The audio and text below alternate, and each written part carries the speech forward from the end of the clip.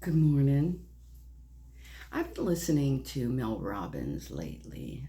She's quite popular right now. So if you haven't listened to any of her words of wisdom, you might want to check her out. But I'm actually listening to the Let Them theory, and it's really not a new way of life. I mean, we've always been taught these things. I mean, we heard these things as a child. We heard, just let it go. We heard, uh, my father used to have an expression, it's who they are, it's what they do.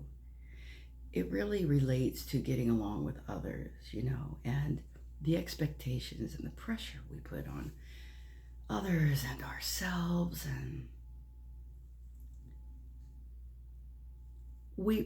I think we all do it. I mean, if we're living in this world, it's almost kind of the highway that we have to maneuver. But we don't actually have to experience it as painfully as we sometimes do. It doesn't have to be as painful. It doesn't have to be as hurtful. We don't have to take everything personal.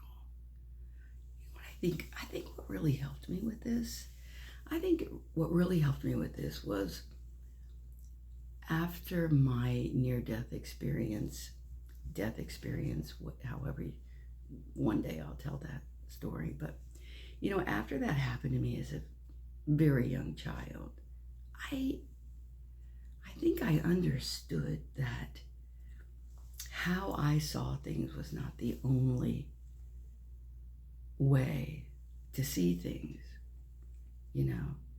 Remember the song Bette Midler did, From a Distance, I don't know, those kind of things resonated with me when they came out because I was like, yes, I know that.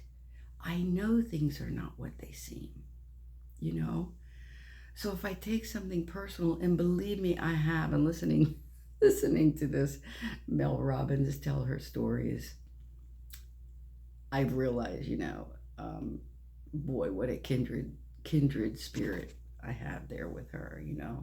But if you're the same way and you've taken things personally and you just step back and you realize this is just my viewpoint, and also I got a lot of stuff coming into this, or experiences of my own from this lifetime, experiences perhaps from another lifetime that the people around me are not aware of at all. And I don't think we go around trying to hurt each other. And as a matter of fact, another thing my dad used to say, who told you everybody was going to like you? And the fact is, if we all could live in a way where we like ourselves, that would really be amazing. I think that's the better thing to focus on, our relationship with God, our relationship with our connection to Him, and to see that relationship. That's what prayer and meditation does, as far as I'm concerned. And it's a huge part of my life. I don't know. That's what I had this morning. Didn't even know I had it to share, but